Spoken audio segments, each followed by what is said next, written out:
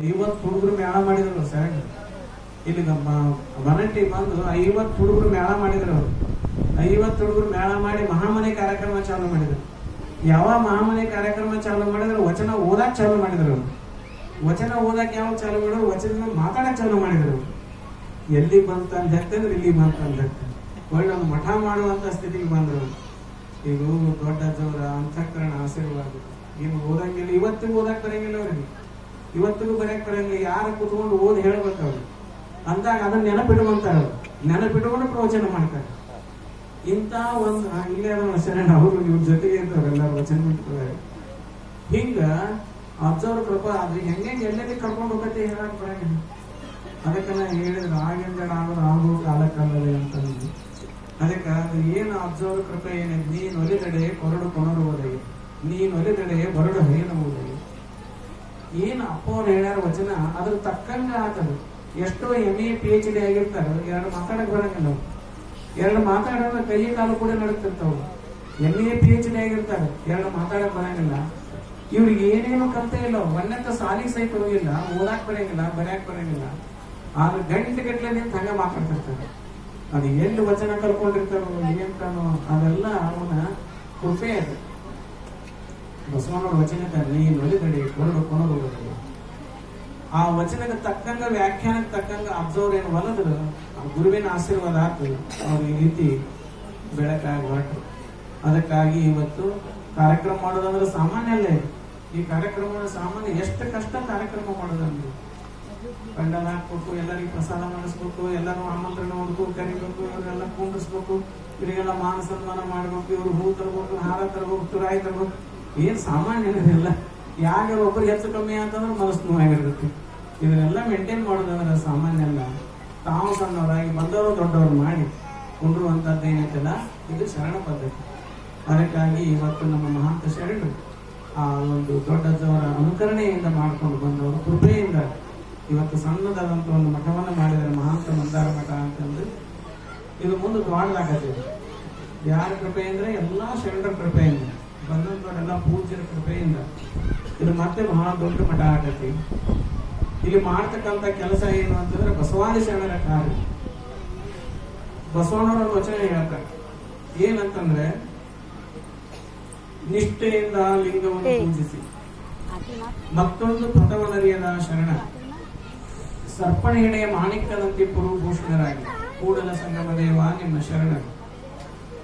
ಲಿಂಗಕ್ಕ ಜಾತಿ ಇಲ್ಲ, ಲಿಂಗಕ್ಕ ಜಾತಿ ಇಲ್ಲ. ಮನುಷ್ಯರಿದ್ರೆ ಸಾಕಷ್ಟ, ಮನುಷ್ಯರಿದ್ರೆ ಸಾಕು. ಈ ಜಾತಿ ವ್ಯವಸ್ಥೆಯನ್ನು 12ನೇ ಶತಮಾನ ಬಸವಣ್ಣ ಕಿತ್ತುಕೊಂಡು ಎಲ್ಲರಿಗೂ ಲಿಂಗವನ್ನು ಕಟ್ಟಿದ 12ನೇ ಶತಮಾನದಲ್ಲಿ ಬಸವಣ್ಣವರು. ಆ ಲಿಂಗದ ಮಹತ್ವ ಏನು ಅಂತಂದ್ರೆ, ಲಿಂಗದ ಮಹತ್ವ ಅಂದ್ರೆ ಏನಂದ್ರೆ, ಯಾರು ಲಿಂಗ ಪೂಜೆಯನ್ನು ಮಾಡ್ಕೊಂತಾರೋ ಅವರೆಲ್ಲರೂ ಮಹಾತ್ಮರಾಗ್ತಾರೆ. ಲಿಂಗ ದೊಡ್ಡದವ್ರು ಹೇಳ್ತಿದ್ರ ಏನಂದ್ರೆ, ಲಿಂಗ ಪೂಜೆ ಯಾಕೆ ಮಾಡ್ಬೇಕಂದ್ರೆ ಮನಸ್ಸು ಲಿಂಗ ಆಗಲಿ ಅಂತ. ಮನಸ್ಸು ಲಿಂಗ ಆಗೋದಂದ್ರೆ ಮನಸ್ಸೇ ದೇವರಾಗಿ ಬರ್ತೈತಿ ಆ ಲಿಂಗ ಪೂಜೆ. ಅದಕ್ಕೆ ಅಪ್ಪ ಬಸವಣ್ಣವ್ರ ಮಾತು ಹೇಳ್ತಾರೆ, ನಿಷ್ಠೆಯಿಂದ ಲಿಂಗವನ್ನು ಪೂಜಿಸಿ ಮತ್ತೊಂದು ಪಥವನರಿಯದ ಶರಣ. ಹೆಂಗ ಪೂಜೆ ಮಾಡ್ಬೇಕಂತಂದ್ರೆ ನಿಷ್ಠೆಯಿಂದ ಪೂಜೆ ಮಾಡ್ಬೇಕು. ಇನ್ನೊಂದು ದಾರಿ ಐತೆ ಅಂತ ನಾವು ಗುರುತಿಸ್ಕೋಬಾರ್ದು. ಏನಂತ ಆ ದೇವ್ರ ಪೂಜೆ ಮಾಡಿದ್ರೆ ಆ ಫಲ ಸಿಗತೈತಿ, ಈ ದೇವ್ರ ಪೂಜೆ ಮಾಡಿ ಈ ಫಲ ಸಿಗತೈತಿ, ಹಿಂಗಂತ ಇದು ಗುರುತಿಸ್ಕೋಬಾರ್ದು. ಒಂದು ಲಿಂಗವನ್ನು ಪೂಜೆ ಮಾಡಿಬಿಟ್ರೆ ಎಲ್ಲಾ ಫಲ ಸಿಗತೈತಿ ಅಂತ ಭಾವಿಸ್ಕೋಬೇಕು, ತಿಳ್ಕೋಬೇಕು. ಅದು ಸಿಕ್ಕೇ ಸಿಗ್ತೈತೆ. ಯಾರು ಲಿಂಗಾರ್ಚನೆ ಮಾಡ್ಕೊಂಡು ಲಿಂಗ ಪೂಜೆ ಮಾಡ್ಕೊಂಡು ಅವ್ರ ಮನೆ ಸಂಪತ್ತು ಬೆಳಿತೈತಿ. ಬಸವಣ್ಣವ್ರ ಮಾತು ಹೇಳ್ತಾರೆ ಏನಂದ್ರೆ, ಗುರು ಸೇವಾ ಜ್ಞಾನ ಮೂಲ, ಗುರು ಸೇವೆ ಐಶ್ವರ್ಯ ಮೂಲ, ಲಿಂಗಾರ್ಚನೆ ಅಂತ ಹೇಳ್ತಾರೆ. ಜ್ಞಾನ ಮೂಲ ಗುರು ಸೇವೆ. ಯಾರಿಗೆ ಜ್ಞಾನ ಬೇಕಾಗಿತ್ತಂದ್ರೆ ಗುರುಗಳ ಸೇವಾ ಮಾಡ್ಬೇಕಂತ. ಗುರುಗಳ ಸೇವಾ ಮಾಡಿದ್ರೆ ಜ್ಞಾನ ಸಿಗ್ತದೆ ಅಂತ. ಐಶ್ವರ್ಯ ಮೂಲ ಲಿಂಗಾರ್ಚನೆ.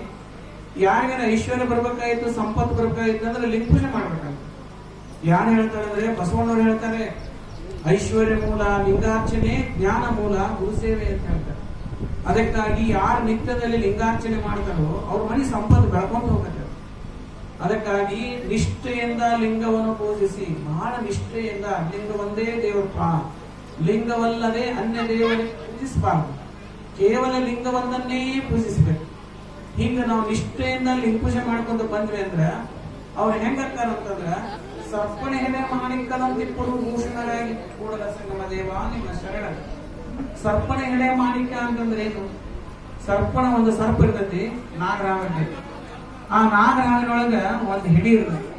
ಆ ಹಿಡಿಯೊಳಗ ಒಂದು ಮಾಣಿಕ್ಯ ಇರ್ತೈತಿ, ಅದಕ್ಕೆ ರತ್ನ ಅಂತ ಕರೀತಾರೆ. ಹಾವಿನ ಹಿಡಿಯೊಳಗ ಒಂದು ಮಾಣಿಕ್ಯ ಇರ್ತೈತಿ, ಅದು ವಿಷದಿಂದ ತಯಾರಾಗತ್ತೆ ಮಾಣಿಕ್ಯ.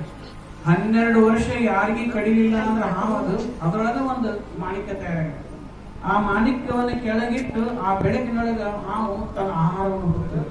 ಅಷ್ಟು ಬೆಳಗ್ಗೆ ಬ್ಯಾಟ್ರಿ ಹೆಚ್ಚಿನ ಬೇಕಾಗಿರ್ತದೆ, ಅಷ್ಟು ಮಾಣಿಕ್ಯ ಫಳ ಫಳ ಫಳ ಫಳ ಹೊಳಿತಿರ್ತದೆ.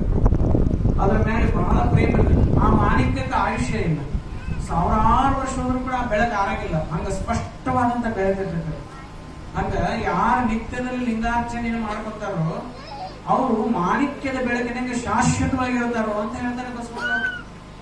ಅವ್ರ ಮಾಣಿಕ್ಯದ ಬೆಳಕು ಹೆಂಗೆ ಶಾಶ್ವತವಾಗಿರ್ತೈತಿ, ಹಂಗ ಮಾಣಿಕ್ಯದ ಬೆಳಕು ಶಾಶ್ವತವಾಗಿ ಹೆಂಗಿರ್ತೈತಿ, ಹಂಗ ಲಿಂಗ ಪೂಜೆ ಮಾಡಿದವ್ರ ಬೆಳಕು ಶಾಶ್ವತವಾಗಿರ್ತೈತಿ ಅಂತಾರ. ಅದಕ್ಕೆ ಈಗ ಅಲ್ಲಪ್ಪಗಳಾಗಿರ್ಬೋದು, ಬಸವಣ್ಣವರಾಗಿರ್ಬೋದು, ಅಕ್ಕ ಮಹಾದೇವಿ ಆಗಿರ್ಬೋದು, ಚನ್ನಬಸವಣ್ಣ ಆಗಿರ್ಬೋದು, ಅಲ್ಲಪ್ಪಗಳಾಗಿರ್ಬೋದು, ಸಿದ್ದರಾಮೇಶ್ವರ ಆಗಿರ್ಬೋದು, ಯಡಿಯೂರ ಸಿದ್ಧಲಿಂಗೇಶ್ವರ ಆಗಿರ್ಬೋದು, ಹೇಮರೆಡ್ಡಿ ಮಲ್ಲಮ್ಮ ಆಗಿರ್ಬೋದು, ಗುಡ್ಡಾಪುರದ ಅನಮ್ಮ ಆಗಿರ್ಬೋದು, ಸದ್ಗುರು ಶರಣಮ್ಮ ಆಗಿರ್ಬೋದು, ನಮ್ ದೊಡ್ಡ ಸರ್ ಆಗಿರ್ಬೋದು,